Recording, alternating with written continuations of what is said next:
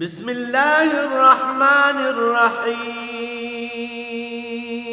الرحمن علم القرآن.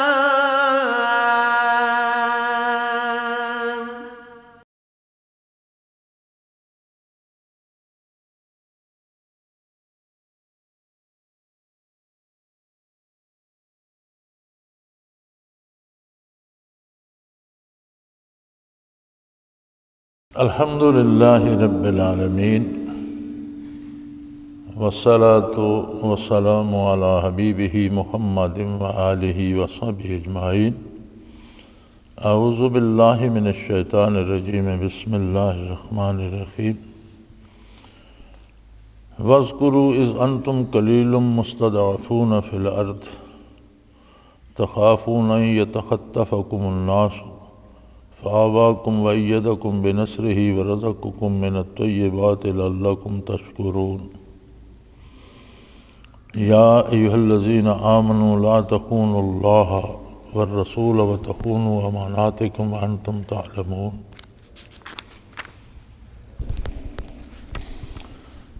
واعلموا انما اموالکم واولادکم فتنہ وان اللہ عندہ اجر عظیم. اللہم سبحانک لا علم لنا الا ما علمتنا انک انت العلیم الحکیم. مولاي صل وسلم دائما ابدا علی حبیبک خیر الخلق کلہم.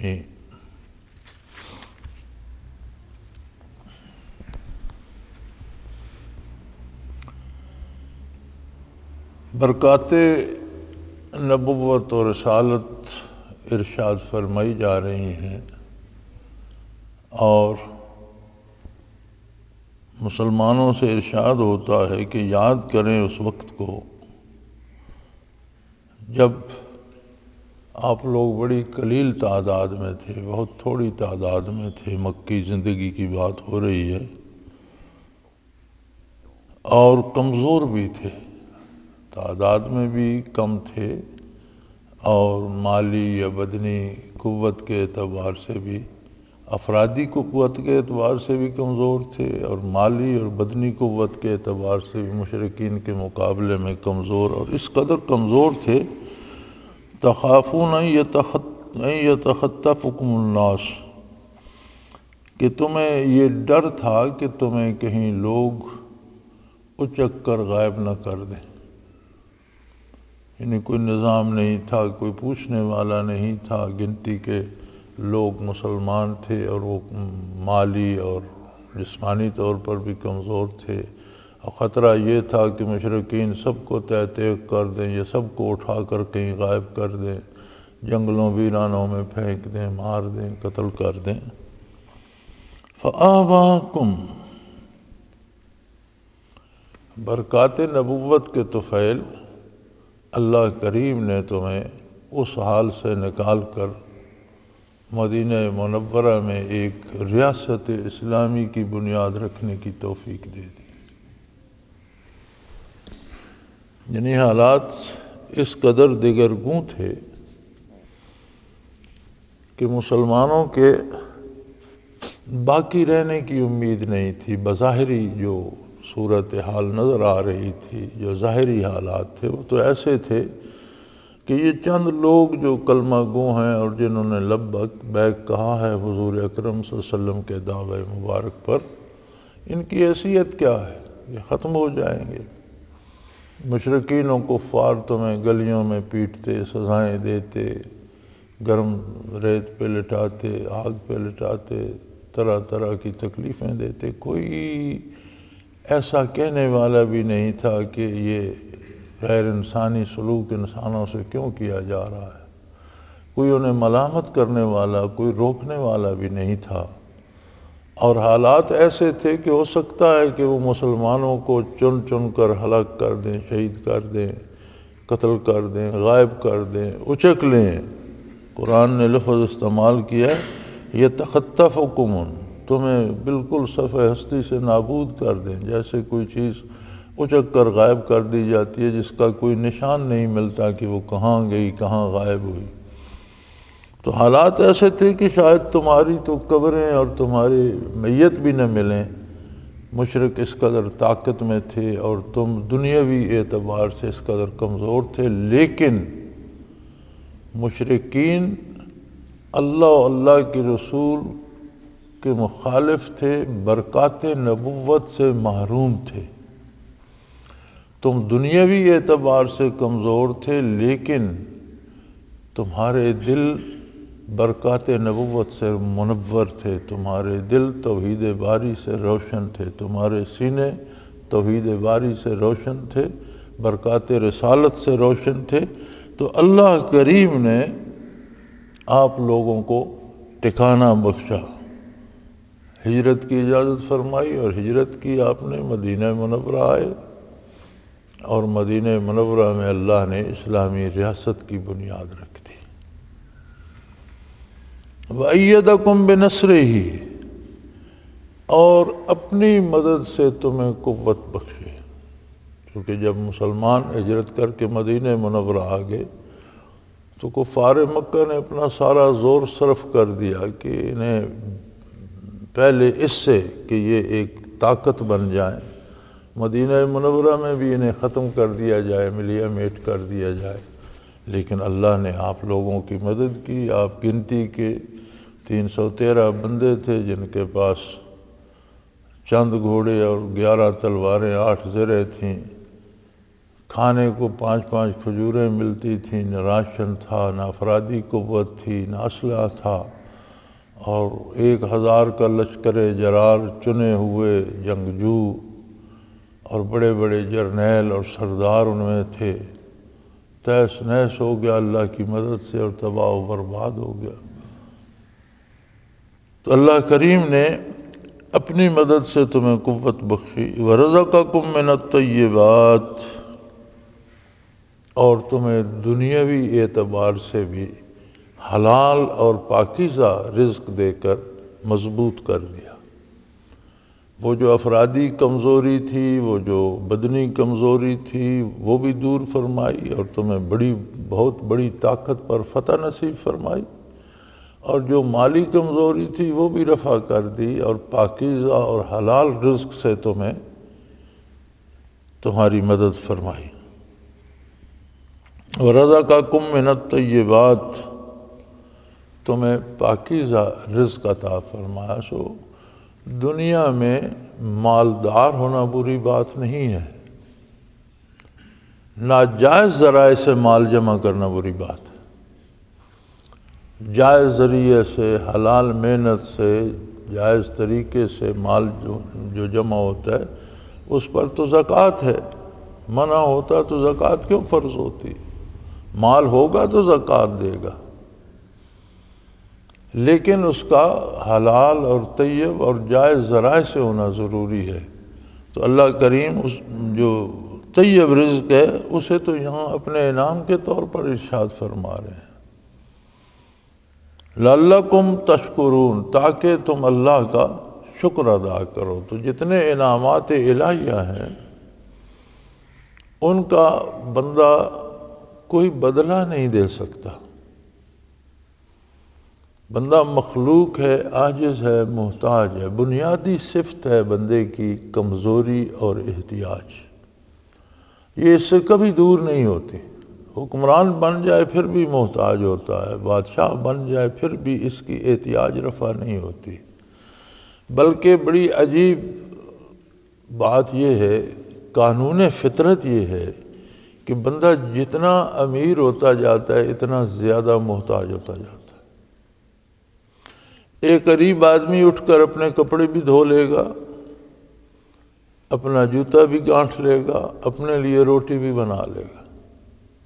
وہی بندہ اگر امیر ہوتا جائے تو اب اسے روٹی کے لیے بھی ایک خانسامہ چاہیے، کوئی کپڑے دھونے والا چاہیے، کوئی کپڑے تبدیل کرانے والا چاہیے، کوئی جوتے پالش کا۔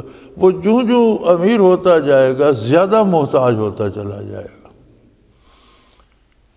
کرائے کی گاڑیوں پہ چلتا ہے، پیسے دے گا، بس میں سوار ہوگا، ٹرین میں سوار ہوگا، چلا جائے گا۔ اب اللہ نے کار دے دی، اب اس کے لیے ایک ڈرائیور کی احتیاج بڑھ گئی۔ اب اس آزادی سے نہیں، جب ایک ڈرائیور چاہیے، اب ایک مکینک چاہیے جو اس گاڑی کی دیکھ بھال کرے، درست کرے.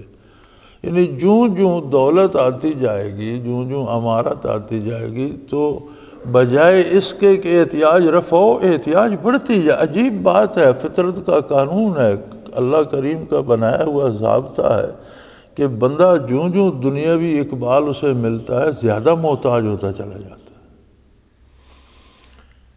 تو فرمایا تمہاری احتیاج رفع فرمائی، کمزور تھے طاقت دی، دشمن سے جان کا خطرہ تھا، دشمن پر فتح دی اپنی مدد اور نصرت سے. دشمن نے گھروں سے نکلنے پہ، ہجرت پہ مجبور کر دیا تھا، بہترین ٹھکانہ مدینہ منورہ میں عطا فرمایا، اور حلال اور طیب رزق دے کر تمہارا افلاس بھی دور کر دیا. تو اس سارے کا بدلہ انسان انعامات الہی کا بدلہ کیا دے سکتا ہے؟ لعلکم تشکرون، تاکہ تم اللہ کا شکر ادا کرو. اس پہ بڑی طویل بحثیں ملتی ہیں کہ شکر، اللہ کا شکر کیسے ادا کیا جاتا ہے. اس پہ بہت بات ہوئی ہے، بے شمار حضرات نے بڑی طویل باتیں اس پہ لکھی ہیں، مفسرین کرام نے. لیکن سب باتوں کا حاصل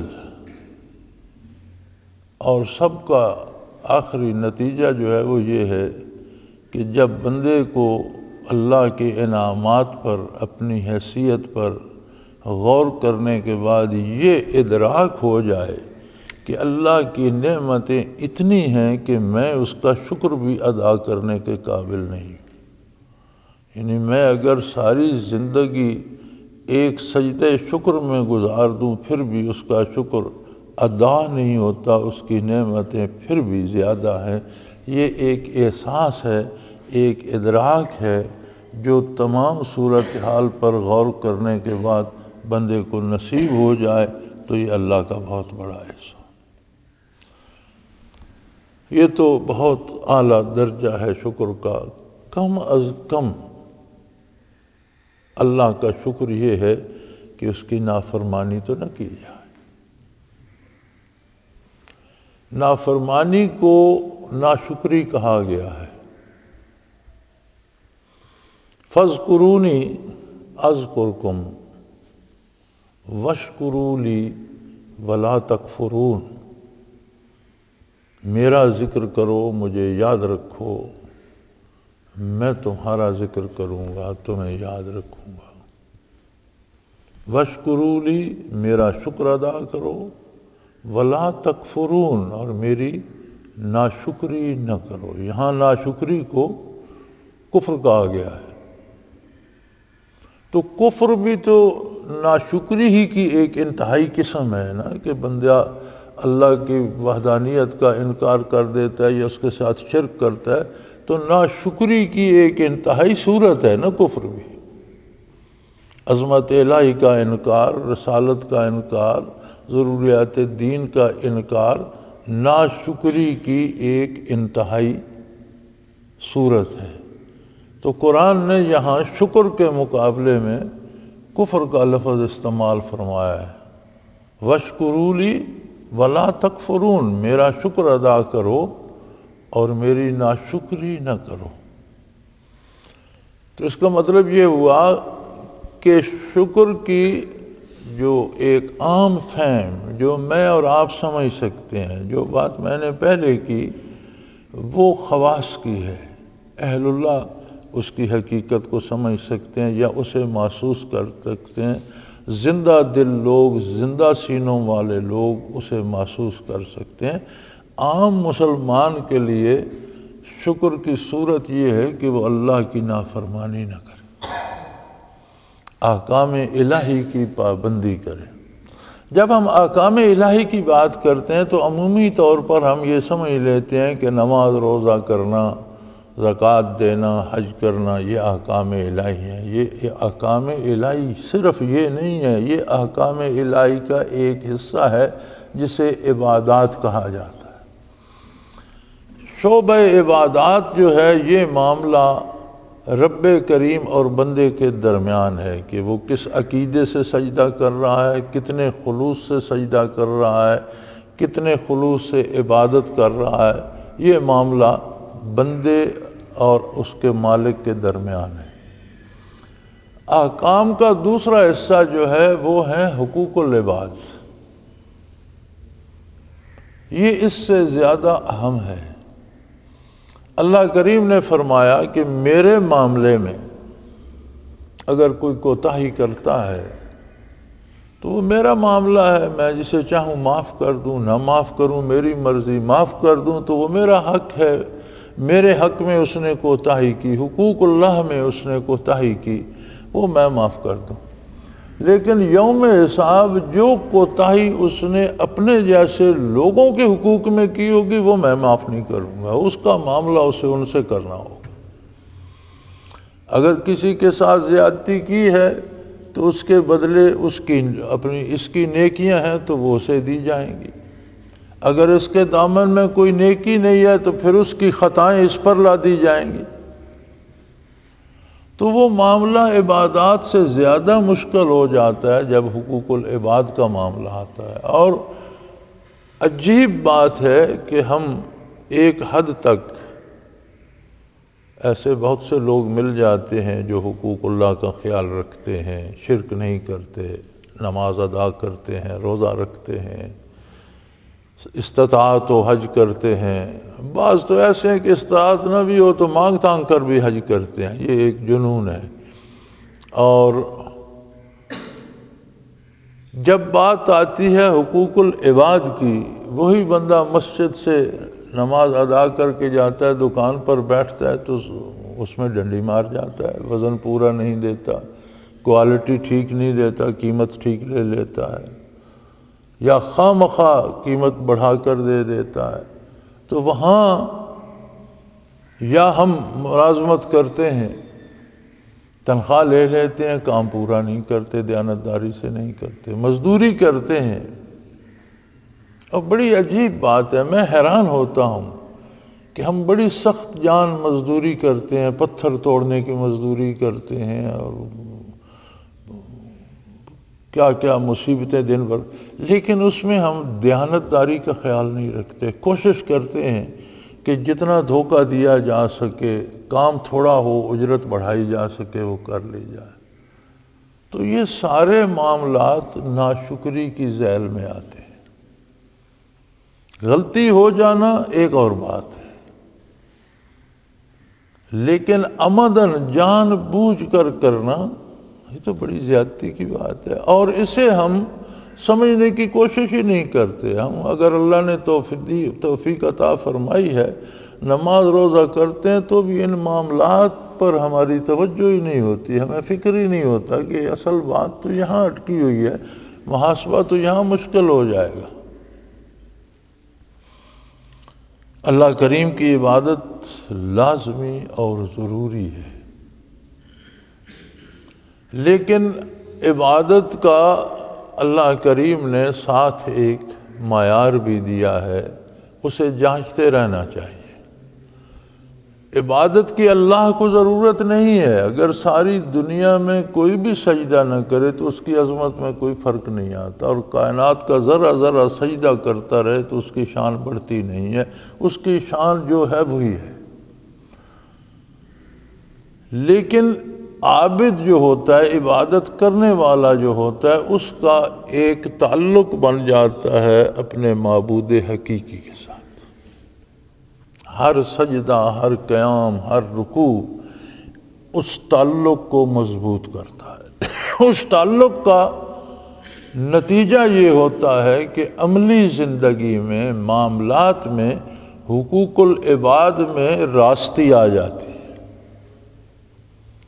اور اگر کوئی نماز روزہ بھی کرتا ہے اور اس کے حقوق العباد میں کمی ہے تو اس کا مطلب ہے کہ اس کے نماز روزے میں کہیں کوئی کمی ہے، وہ بات بن نہیں رہی جو بننی چاہیے تھی۔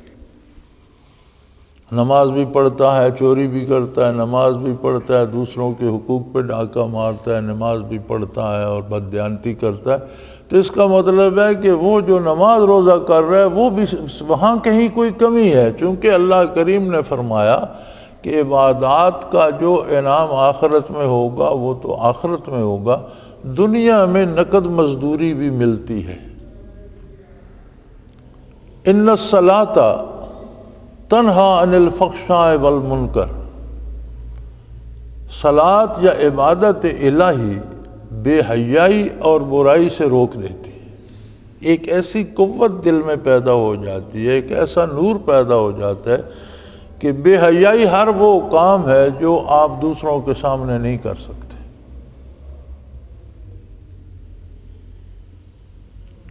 تو عبادت سے یہ قوت ملتی ہے کہ وہ کام آپ تنہائی میں بھی نہیں کرتے۔ برائی ہر وہ کام ہے جس میں کسی دوسرے کا حق مجروح ہوتا ہو، وہ برائی ہے۔ تو فرمایا یہ عبادات الہیہ جو ہیں یہ برائی اور بے حیائی سے روک دیتی ہیں، یعنی ایک دوا ہے، اس کا حتمی اثر یہ ہے کہ اس سے کھانسی ٹھیک ہو جاتی ہے، اور یہ کوئی طبیب نہیں کہہ رہا، یہ کہہ رہا ہے اللہ کریم، جس نے وہ دوا بھی بنائی ہے اور جس نے بیماری بھی خود پیدا کی ہے اور خود اس کا علاج بھی پیدا کیا ہے۔ تو طبیب کی بات پہ شبہ کیا جا سکتا ہے، اللہ کی بات پہ تو شبہ کی گنجائش نہیں، لا ریب فیہ، گنجائش ہی نہیں ہے شبہ کرنے کی۔ تو اس کا مطلب ہے کہ جو بندہ اللہ کی عبادت کرتا ہے اس کے معاملات درست ہونے چاہیے۔ اگر درست نہیں ہوتے تو یہ اس بات کی دلیل ہے کہ اس کی عبادت بھی صحیح نہیں ہے، کہیں عقیدے میں خلل ہے یا کہیں اتباع سنت میں کمی ہے، چونکہ عبادت کے دو بنیادی اصول ہیں، عقیدہ درست ہو اور طریقہ وہ ہو جو محمد الرسول اللہ نے بتایا ہے۔ عقیدہ بھی وہ ہو جو نبی کریم نے بتایا ہے، اور کام کرنے کا طریقہ اور سلیقہ بھی وہی ہو جو حضور نے بتایا۔ تو دونوں میں سے کہیں کمی آ جائے تو نتائج وہ نہیں رہتے، وہ عبادت ہی نہیں رہتی، محض اٹھک بیٹھک ہو جاتی ہے۔ تو یہ باتیں جو قرآن کریم اتنی باریکی سے ارشاد فرماتا ہے، ہمیں ان پر اس طرح غور کرنا چاہیے کہ ان میں کہاں فٹ ہوتا ہوں۔ یہ بھی ہماری ایک مصیبت ہے کہ ہم سارے جہان کا محاسبہ کرتے ہیں، حکمرانوں کا محاسبہ کرتے ہیں، سرداروں کا، دوستوں کا، بڑوں کا، بھائیوں کا، بیٹوں کا، ملنے جلنے والوں کا۔ ہم نے ایک میزان رکھی ہوئی ہے، یہ بندہ ایسا ہے، یہ یہاں غلط ہے، یہاں صحیح ہے، یہاں ٹھیک کرتا ہے، یہ زیادتی کرتا ہے، اس میں یہ خوبی ہے، یہ خامی ہے۔ ایک ترازو ہم نے ہر بندے کے لیے رکھا ہوا ہے سوائے اپنے۔ کبھی یہ تکلف ہم نے نہیں کیا کہ میں خود کو جانچوں، حالانکہ جانچنا خود کو چاہیے۔ میرے پاس کئی سوال ایسے آتے ہیں جن کا جواب میں یہ دیتا ہوں کہ ان غیر ضروری بحثوں میں آپ کیوں الجھتے ہیں؟ آپ اس جواب کی تیاری کریں جو قبر میں آپ سے سوال پوچھے جائیں گے۔ یہ سوال تو کسی سے قبر میں نہیں پوچھا جائے گا، یہ تاریخ سے متعلق ہے یا حالات تاریخی واقعات سے متعلق ہے، اس میں اختلاف ہو سکتا ہے۔ ایک مورخ کی رائے کچھ ہے، دوسرے کی کچھ ہے۔ اب آپ اس کے مکلف نہیں ہیں، قبر میں آپ سے کوئی نہیں پوچھے گا کہ کس مورخ نے کیا لکھا، وہ اس مورخ سے پوچھا جائے گا تم نے ٹھیک لکھا تھا یا غلط لکھا تھا۔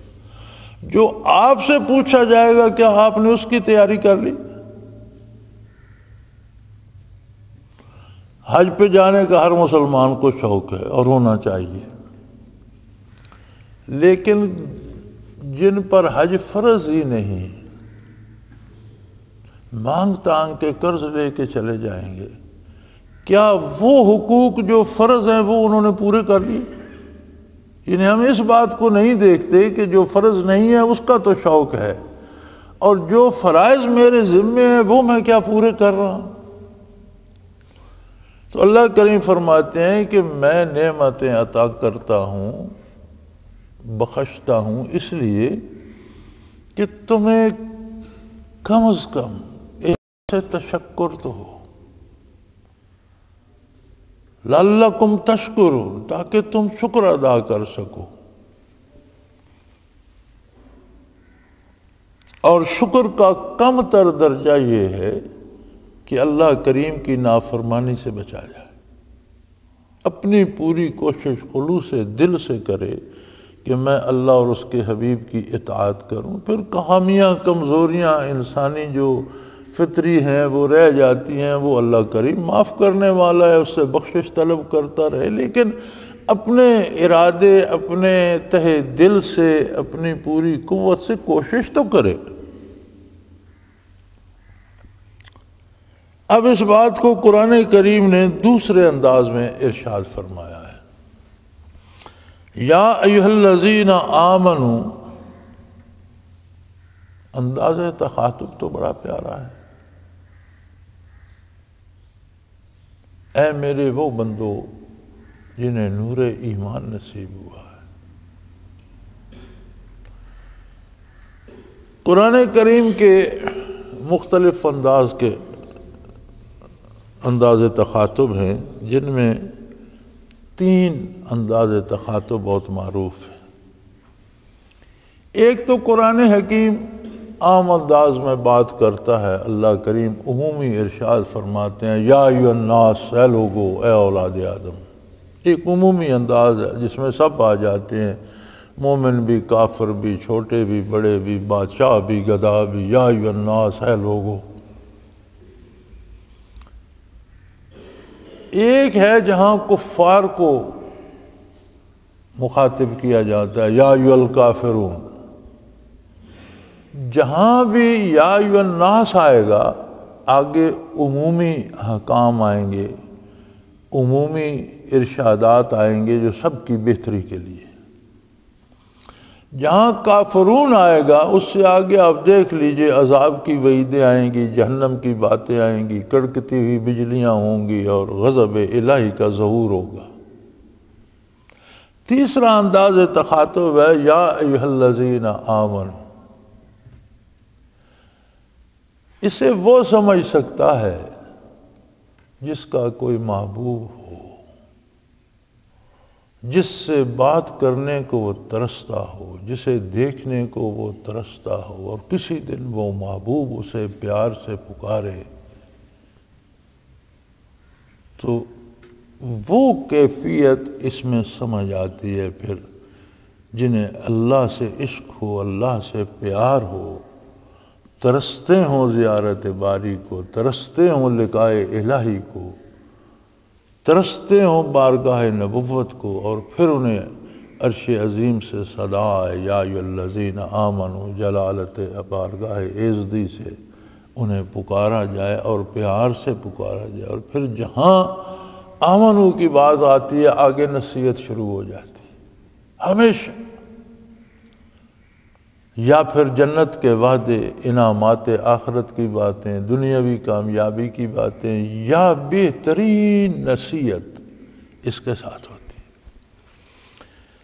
تو یہاں ارشاد فرمایا، یا ایھا الذین آمنوا، اے ایمان والو، لا تخونوا اللہ والرسول، اے ایمان والو، اپنے اللہ کے ساتھ بددیانتی نہ کرو،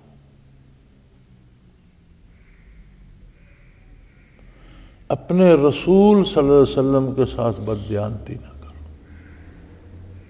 وہ جو بات میں پہلے عرض کر رہا تھا کہ حکم ماننا بھی شکر ہے، اور اطاعت نہ کرنا ناشکری ہے، اور انتہائی درجے کی ناشکری ہے۔ یہاں قرآن نے کہا یہ اطاعت نہ کرنا تو بددیانتی ہے، خیانت ہے۔ یا اللہ، یہ خیانت کیسے بن گئی؟ فرمایا تم نے کلمہ پڑھا، تم نے کہا لا الہ الا اللہ، اور کہنے کے بعد سجدہ دوسرے کے در پہ کر دیا، تو کیا بددیانتی نہیں ہے؟ کہتے کچھ ہو، کرتے کچھ ہو۔ تم نے کہا اللہ کے سوا کوئی معبود نہیں، اور اللہ کا حکم چھوڑ کر دوسرے کی بات لالچ میں آ کر، دنیاوی لالچ، اقتدار، وقار، دولت کے لالچ میں آ کر مان لی، تو کتنی بڑی بات دھیان تھی. والرسول، رسول تو مانا محمد الرسول اللہ کو، اور تمہاری کوئی ادائے رسالت سے نہیں ملتی تو کیا یہ بددیانتی نہیں ہے؟ کہتے کچھ ہو کرتے کچھ ہو.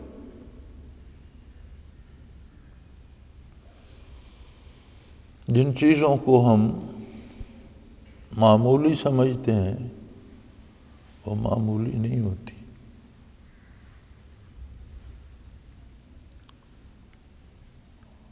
علماء نے جہاں بحث کی ہے کہ گناہ کبیرہ کیا ہے اور گناہ صغیرہ، ان میں کیا امتیاز، چھوٹا گناہ کون سا ہے، بڑا گناہ کسے کہیں. گناہ کبیرہ کہتے ہیں بڑے گناہ کو، گناہ صغیرہ چھوٹا سا گناہ. تو یہ چھوٹے بڑے کی حد کہاں ہے، کہاں تک گناہ ہے جو چھوٹا ہے اور کہاں سے آگے جو ہے وہ بڑا ہے. ساری بحث سمیٹتے ہوئے آخر میں فرماتے ہیں کہ گناہ کبھی چھوٹا نہیں ہوتا، اس لیے کہ گناہ اللہ و اللہ کے رسول کی نافرمانی ہوتی ہے. وہ چھوٹے سے کام میں بھی ہو تو نافرمانی بہت بڑی ہستی کی ہے. فرماتے ہیں یہ محض ہمارے اندازے ہیں، ورنہ گناہ کبھی چھوٹا نہیں ہوتا، اس لیے کہ اس نظر سے دیکھا جائے کہ نافرمانی کس کی ہے تو پھر وہ بڑا ہو جاتا ہے.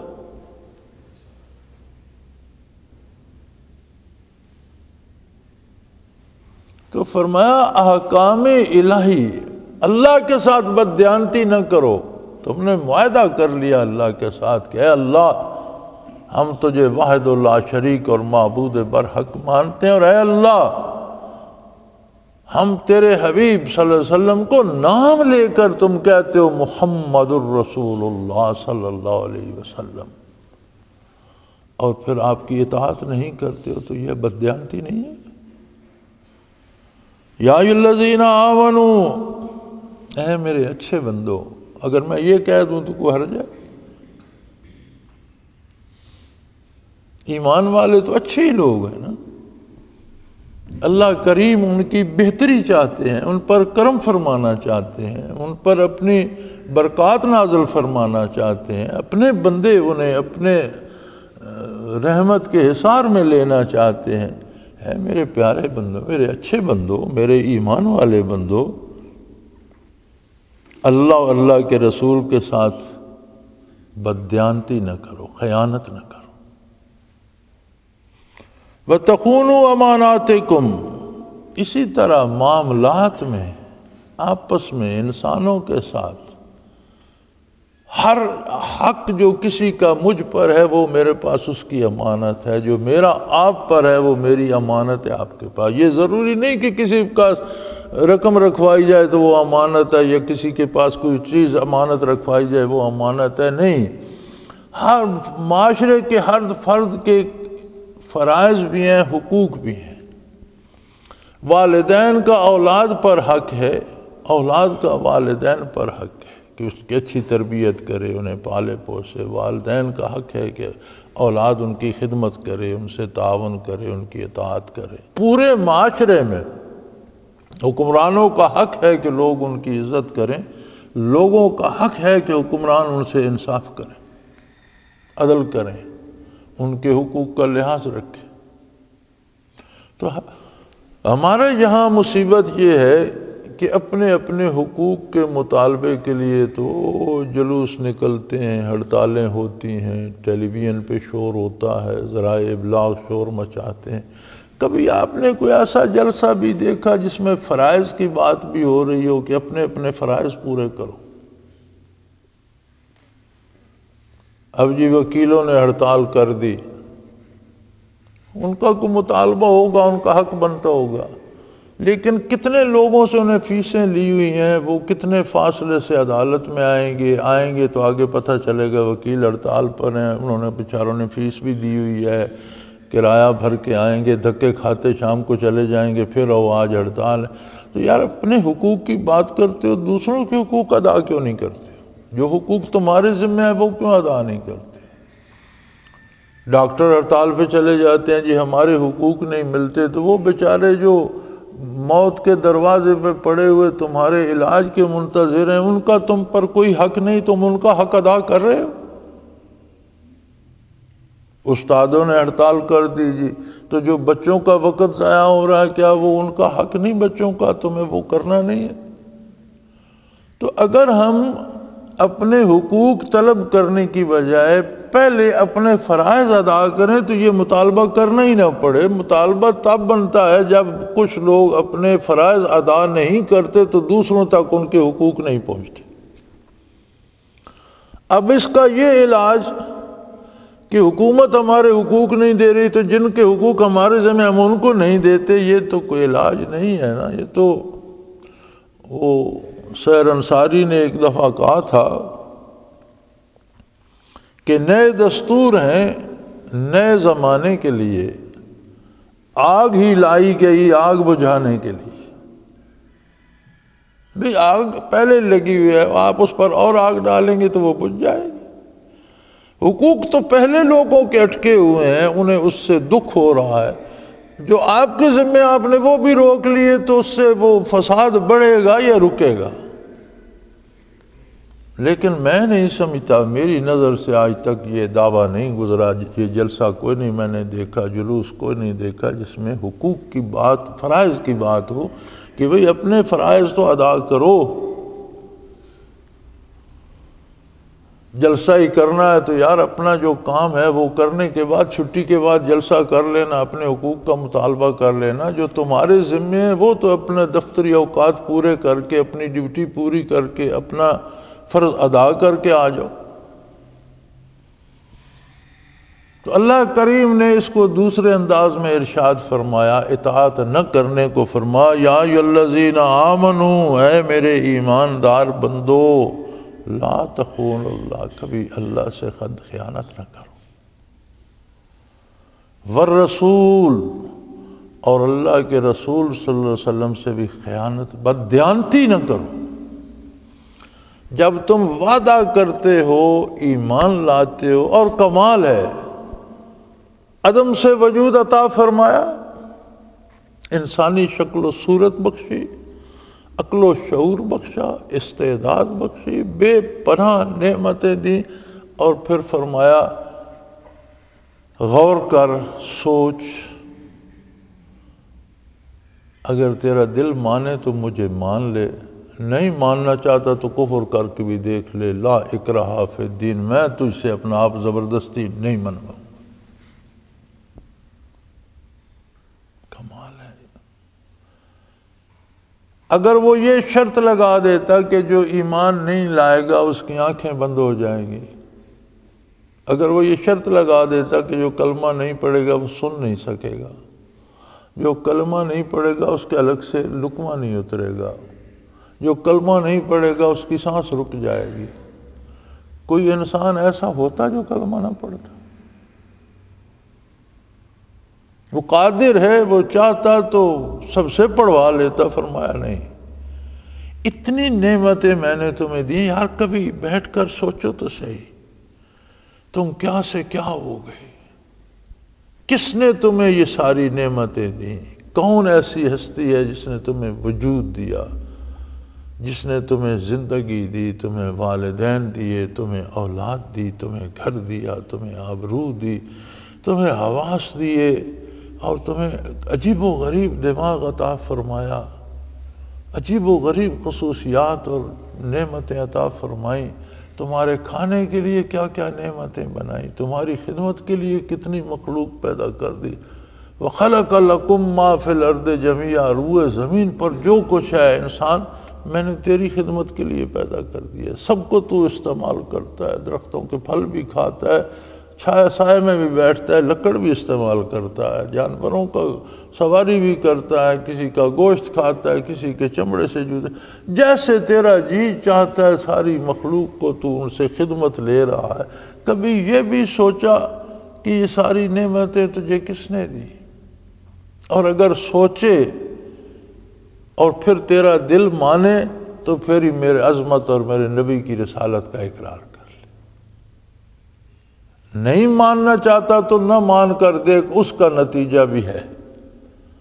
جو نہیں مانے گا میں اس سے حساب کر لوں گا کہ میں نے تجھے کتنا دیا، تو نے واپس شکر بھی ادا نہیں کیا، اس کے لیے میں نے جہنم بنا دی ہے، وہ وہاں بھگت لے گا۔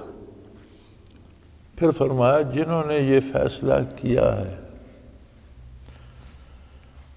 اللہ کا انعام ہے کہ اس نے ہمیں مسلمان والدین کے گھروں میں پیدا فرمایا، دنیا میں پہلی آواز ہم نے اذان کی سنی، نبی کریم صلی اللہ علیہ وسلم کی امت سے پیدا فرمایا، یہ اس کا بہت بڑا احسان ہے۔ لیکن اس میں ایک بات اور بھی ہے، ہمیں اسلام موروثی وراثتاً مل گیا، ہمیں اسلام کی قیمت کا اندازہ کوئی نہیں۔ ہر بات کے کئی پہلو ہوتے ہیں، نہ کسی منافع بخش بھی ہوتے ہیں اور کچھ اس میں کہیں نقصان کا اندیشہ بھی ہوتا ہے۔ اب یہ نعمت تو بہت بڑی ہے، لیکن اس میں ایک کمی یہ ہے کہ ہم نے سوچا نہیں، سمجھا نہیں، غور نہیں کیا۔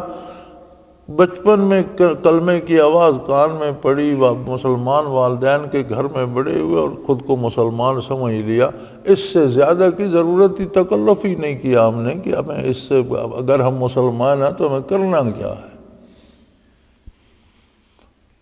تو یہ ہمیں غور کرنا چاہیے، سوچنا چاہیے کہ کیا واقعی مجھے مسلمان ہونا چاہیے، واقعی اللہ کا وجود، اللہ کی ذات ہے، واقعی حضور اکرم صلی اللہ علیہ وسلم اللہ کے سچے رسول ہیں۔ اور جب ہمارا دل مان جائے کہ اللہ بھی سچا ہے، اللہ کا حبیب بھی سچا ہے، تو پھر نافرمانی کی گنجائش نہیں رہتی، پھر حکم نہ ماننے کی کوئی گنجائش کہیں نکلتی نہیں ہے۔ سو فرمایا یہ جو عدم تعمیل ارشاد ہے یہ تو خیانت ہے۔ پھر سو فرمایا ہے میرے ایمان والے لوگوں، لا تخونوا اللہ والرسول، اللہ اور اس کے رسول کے ساتھ خیانت نہ کرو، اپنی طرف سے خلوص دل سے اطاعت کی پوری کوشش کرو۔ اب وہ کتنی ہو سکی کتنی نہیں ہو سکی یہ اللہ کریم جانتا ہے، غلطیاں کوتاہیاں معاف فرمانے والا ہے، لیکن تمہاری نیت بھی وہ جانتا ہے، تم کس نیت سے کر رہے ہو اور کتنا کام کر، تم میں کرنے کی استعداد کتنی ہے اور کر کتنا رہے ہو، وہ جانتا ہے۔ وَتَخُونُوا أَمَانَاتِكُمْ، اور آپس کی امانات میں یعنی ایک دوسرے کے حقوق و فرائض میں بھی خیانت نہ کرو۔ ہم کسی کے پاس کوئی چیز رکھوا دیں تو اسے تو ہم امانت سمجھتے ہیں، لیکن جو اس کے حق ہیں ہم پر انہیں ہم امانت ماننے کو تیار نہیں ہیں۔ حالانکہ اصل امانت وہ ہے کہ ہر فرد کے کچھ حقوق ہیں، کچھ اس کے فرائض ہیں، جو اس کے فرائض ہیں وہ دوسروں کے حقوق ہیں، تو اپنے حقوق کا مطالبہ کرے، اور اپنے حقوق پر اسے اختیار ہے، معاف بھی کر سکتا ہے۔ کوئی اپنا حق معاف کر دے تو مستحسن ہے، اللہ کریم راضی ہوتے ہیں، لیکن اس کے ذمہ جو دوسرے کا حق ہے وہ یہ تو معاف نہیں نہ کر سکتا، وہ تو اسے اپنا فرض تو اسے ہر حال ادا کرنا ہے۔ سو فرمایا آپس میں بھی خیانت نہ کرو، وَأَنْتُمْ تَعْلَمُونَ، اور تم یہ باتیں جانتے ہو، یہ کوئی نئی بات نہیں قرآن نے کہی، یہ تم سمجھتے ہو، یہ انسانی شعور دیا ہے اللہ نے تمہیں، اور یہ تمہاری سمجھ میں آنے والی بات ہے، ان باتوں کو تم جانتے ہو کہ یہ نہیں کرنا چاہیے، پھر کیوں کرتے ہو؟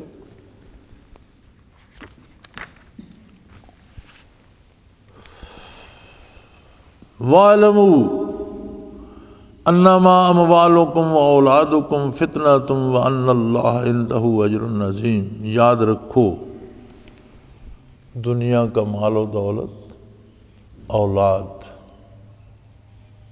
مال و منال، عہدہ و رتبہ، اہل و عیال، یہ آزمائش ہے، یہ امتحان ہے۔ اگر اس میں کامیاب ہو گئے تو یہی تمہارے لیے باعث درجات بن جائے گا، اور ناکام ہو گئے تو یہ تمہیں لے ڈوبے گا۔ صرف مال جمع کرتے رہو، حلال و حرام کی تمیز نہ کرو تو یہ تو کوئی بات نہیں۔ صرف اولاد پالتے رہو اور یہ نہ دیکھو کہ ان کا کوئی عقیدہ بھی درست ہے، انہیں کوئی تربیت بھی دی گئی ہے، انہیں حلال کھلا رہے ہیں یا حرام کھلا رہے ہیں۔ اب اگر کوئی حرام سے اولاد کو پالے گا تو کیا عقیدہ سکھائے گا اسے؟ ایک عمارت ہی آپ کیچڑ سے بنا رہے ہیں تو اس پر سیمنٹ کا پلستر کیا ہوگا؟ اس میں مضبوطی اور اس میں وہ چیز کہاں سے آئے گی؟ تو فرمایا اس پہ نہ خوش ہو جاؤ کہ میرے پاس دولت زیادہ ہے، میرے بچے بڑے افسر بن گئے، نہیں، فرمایا یہ امتحان ہے، آزمائش ہے۔ ہر بندے کو مال کی ضرورت بھی ہے، ہر بندے کے دل میں اولاد کی محبت بھی ہے، یہ ساری محبتیں درست ہیں، لیکن ان حدود کے اندر جو اللہ کے رسول نے مقرر فرمائی ہیں۔ مال اور اولاد کے لیے اللہ کے رسول کی نافرمانی کی گنجائش نہیں ہے۔ یہی آزمائش ہے، تمہارے ساتھ بے پناہ ضرورتیں لگا دی۔ ایک مال کی ضرورت سب سے بڑی مصیبت ہے، پھر اولاد کی محبت اس سے بڑی مصیبت ہے۔ فرمایا لیکن یہ آزمائش ہے، اگر تم اس میں کامیاب ہوئے تو اللہ تمہیں حلال مال بھی دے گا، تمہاری اولاد کا بھی اس میں فائدہ ہوگا، تمہیں بھی فائدہ ہوگا۔ لیکن اگر تم نے مال کی محبت میں حلال و حرام کو چھوڑ دیا اور اولاد کی محبت میں جائز و ناجائز کو چھوڑ دیا تو تم اس امتحان میں فیل ہو گئے، مارے گئے۔ اور اگر اس امتحان میں کامیاب ہوتے ہو وَأَنَّ اللَّهَ عِندَهُ أَجْرٌ عَظِيمٌ، تو یقیناً اللہ کے پاس جو انعامات ہیں وہ تم اندازہ نہیں کر سکتے۔ تم یہ سمجھ لو کہ وہ عظیم ہیں۔ اب ان کی عظمت کتنی ہے یہ تم نہیں سمجھ سکتے، وہ جب وہاں آؤ گے تو پتہ چلے گا۔ دنیا میں تمہاری گنتی ختم ہو جاتی ہے، تمہارے اعداد، تمہارے کمپیوٹر ایک حد تک گنتے ہیں، تمہارا حساب ایک حد تک ہے، اس سے آگے اس کی عطا اس سے بے پناہ ہے۔ تو اگر اس امتحان میں کامیاب ہو گئے تو کامیابی کا ایک ہی راستہ ہے، اللہ اور اس کے رسول صلی اللہ علیہ وسلم کی اطاعت۔ اولاد سے محبت منع نہیں ہے، لیکن اس کی ایک حد ہے کہ وہ محبت اللہ کی نافرمانی تک نہ لے جائے۔ مال کی محبت نبی کریم صلی اللہ علیہ وسلم کی نافرمانی تک نہ لے جائے، پھر وہ محبت نہیں، وہ تو پھر لالچ ہو گیا، وہ محبت نہ رہی۔ اور پھر فرمایا زندگی میں جو اللہ کے رسول کی اطاعت کرتے ہیں اس کا جو انعام آخرت میں ملے گا اس کا تم اندازہ نہیں کر سکتے۔ صرف یہ جان لو کہ بہت عظیم ہوگا۔ اب جسے اللہ عظیم فرما رہے ہیں وہ ان کی شان کے مطابق اس کی عظمت ہوگی، وہ ہماری عقل میں نہیں آتا۔ وآخر دعوانا ان الحمدللہ رب العالمین۔ اللہ اللہ اللہ اللہ اللہ اللہ اللہ اللہ۔ حضرت امیر محمد اکرم آوان مد ظلہ العالی دارالعرفان منارہ ضلع چکوال میں سالہ سال سے قرآن و حدیث کے اوپر خطابات کر رہے ہیں اور سلسلہ نقشبندیہ اویسیہ کے مطابق لوگوں کو ذکر الہی کی تربیت دے رہے ہیں۔ وہ قرآن پاک کی تفسیر ترتیب وار بیان کر رہے ہیں۔ تفسیر قرآن کو وہ موجودہ ملکی اور بین الاقوامی حالات کے مطابق بیان کرتے ہیں۔ موٹر وے سے کلر کہار کے انٹرچینج سے نکلتے ہوئے کلر کہار کی جھیل سے ہوتے ہوئے میانی، بوچھال اور نور پور سے گزرتے ہوئے دارالعرفان منارہ پہنچ سکتے ہیں۔ حضرت امیر محمد اکرم آوان نے بچیوں اور بچوں کی دینی اور دنیاوی تعلیم کے لیے سقارہ اکیڈمی کے نام سے ایک درسگاہ بھی قائم کی ہے، جس کا افتتاح ملک پاکستان کے صدر جنرل محمد ضیاء الحق نے اپنے دست مبارک سے کیا تھا۔ وہ تمام احباب جو اسلام کی طلب رکھتے ہیں ان سے گزارش ہے کہ دارالعرفان منارہ ضلع چکوال میں امیر محمد اکرم آوان صاحب کے خطابات سے مستفید ہوں۔ وہ ہر جمعے کو نماز سے پہلے بیان فرماتے ہیں۔ हर माह की पहली इतवार को माहाना इज्तिमा होता है जिसमें आप खुसूसी खिताब फरमाते हैं और पाकिस्तान के चारों सूबों से अहबाब इस इज्तिमा में शिरकत करते हैं। इसके अलावा यहाँ साल में 2 मरकजी इज्तिमात भी होते हैं, एक रमज़ानुल मुबारक में एतिकाफ का इज्तिमा और दूसरा जुलाई और अगस्त में 40 दिन का इज्तिमा होता है जिसमें रूहानी तरबियत की जाती है। अपना खून सीमाब देकर इतना हम कर जाएंगे, नाम आका का चमन में फिर रकम कर जाएंगे।